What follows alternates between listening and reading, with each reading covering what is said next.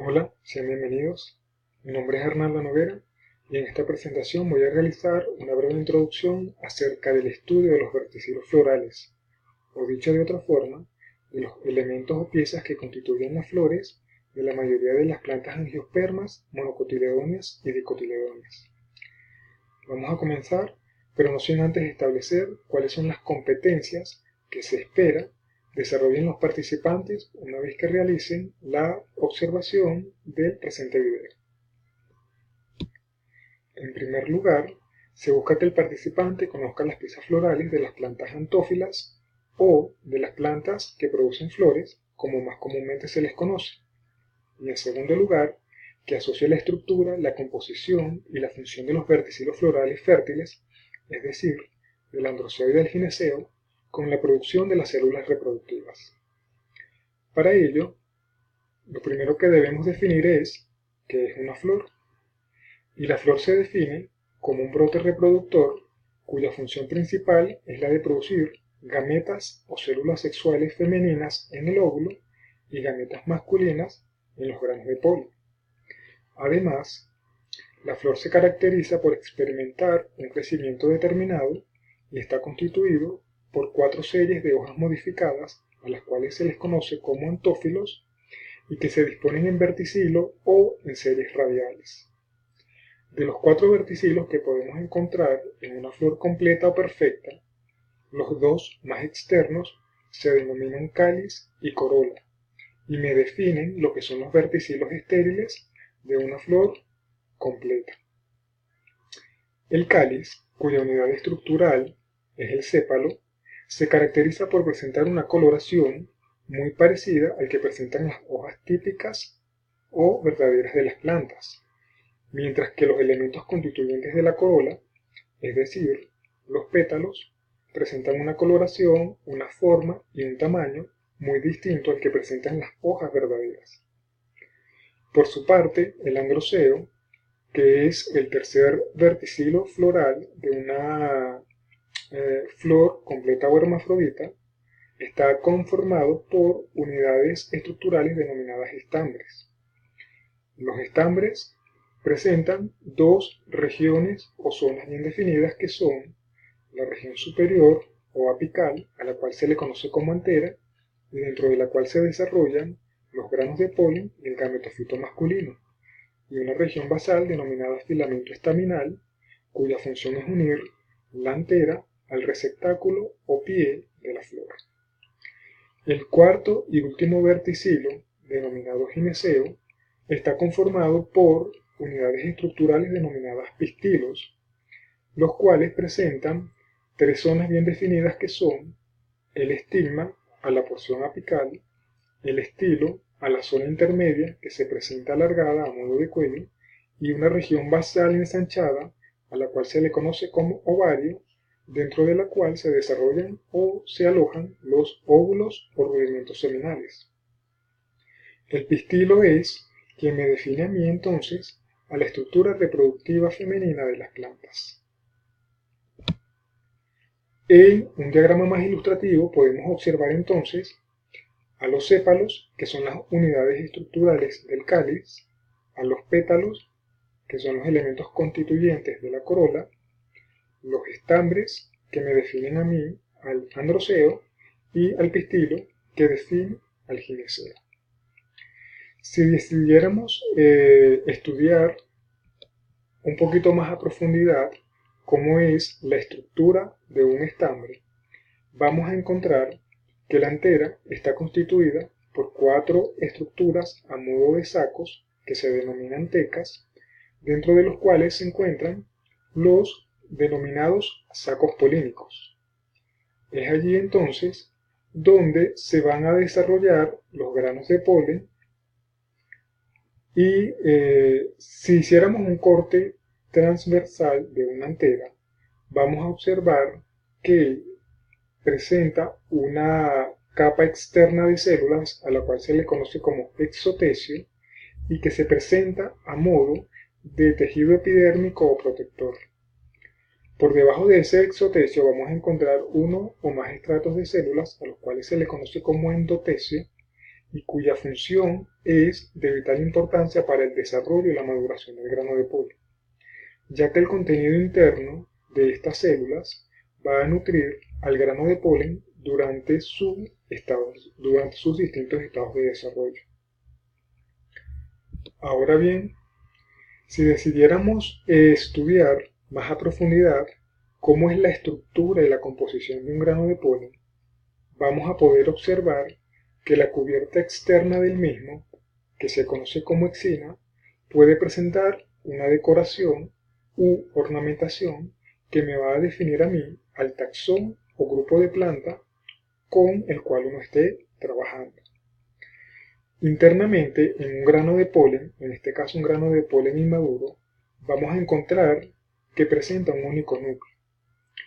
Ese núcleo va a originar o va a desarrollar en un estado de grano de polen maduro 3 núcleos, de los cuales al núcleo más grande se le va a denominar NB o núcleo vegetativo y a los dos núcleos pequeños se les va a denominar NE o núcleos espermáticos.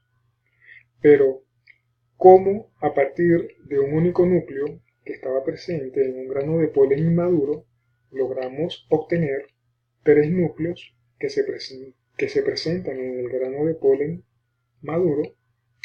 O sea, ¿cómo ocurre ese proceso? Eso es lo que vamos a ver en la siguiente diapositiva. Conociendo ya cómo es la estructura interna y la composición de una antera típica, nos vamos a ubicar dentro de los sacos polínicos. Y es allí en donde vamos a encontrar a las células madres de las microesporas, las cuales presentan una carga cromosómica de tipo diploide o 2N. Estas células van a sufrir una división por meiosis. El producto de esa división celular entonces me va a generar a mí 4 células denominadas microesporas que van a presentar una carga cromosómica haploide o N. Posteriormente, el núcleo de cada una de esas células va a sufrir 2 mitosis sucesivas. En la primera división mitótica se van a desarrollar 2 núcleos. Un núcleo alargado, al cual se le denomina núcleo vegetativo o NB, en consonancia con la diapositiva anterior, y un núcleo pequeño denominado núcleo generativo. La presencia de estos dos núcleos me van a definir cuál es el estado inmaduro de desarrollo del grano de polen. Posteriormente, el núcleo generativo va a experimentar una segunda división mitótica y va a generar 2 nuevos núcleos, a los cuales se les va a denominar núcleos espermáticos, que vienen siendo las gametas masculinas o las células sexuales masculinas de las plantas. Este estado me va a definir a mí al grano de polen maduro, en el cual vamos a tener un núcleo alargado o de mayor tamaño, que es el núcleo vegetativo, y los núcleos espermáticos. Por su parte, y haciendo un estudio similar en el aparato reproductor femenino, vamos a encontrar que en la porción basal del pistilo o en el ovario van a estar alojados los óvulos, como podemos visualizar en la figura de la derecha, en donde se encuentran unos óvulos dispuestos en un arreglo axial. Pero, ¿qué ocurre dentro de esos óvulos? ¿O qué proceso ocurre dentro de esos óvulos que me determine a mí el desarrollo de la gameta femenina? Es lo que vamos a ver a continuación. De manera similar a lo que ocurría durante el proceso de esporogénesis y gametogénesis en el aparato reproductor masculino, en este caso también va a ocurrir un proceso de división por meiosis. Se van a producir 4 células haploide, como lo podemos ver en el presente diagrama,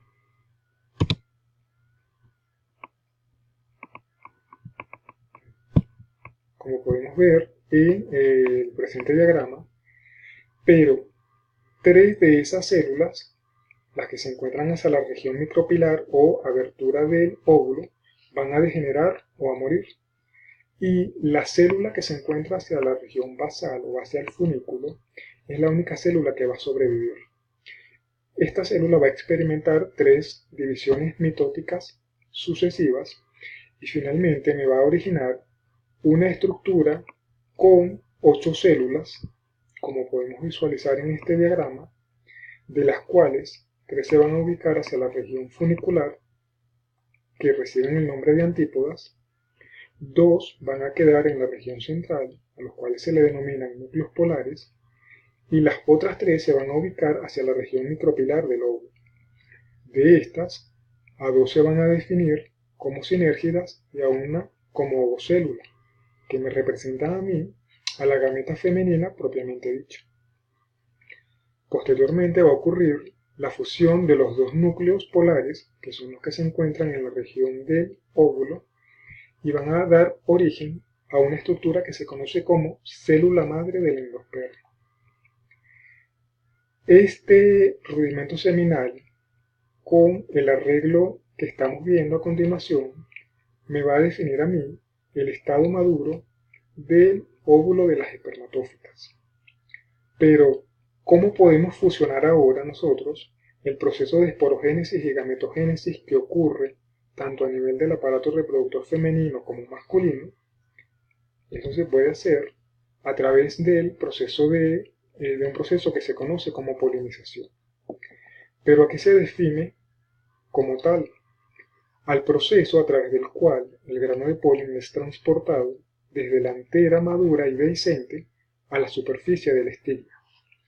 Eso quiere decir que una vez que el polen es transportado desde la antera y entra en contacto con el estigma, va a sufrir un proceso de hidratación que va a favorecer la germinación del tubo polínico, el cual va a estar determinado por la actividad del núcleo vegetativo.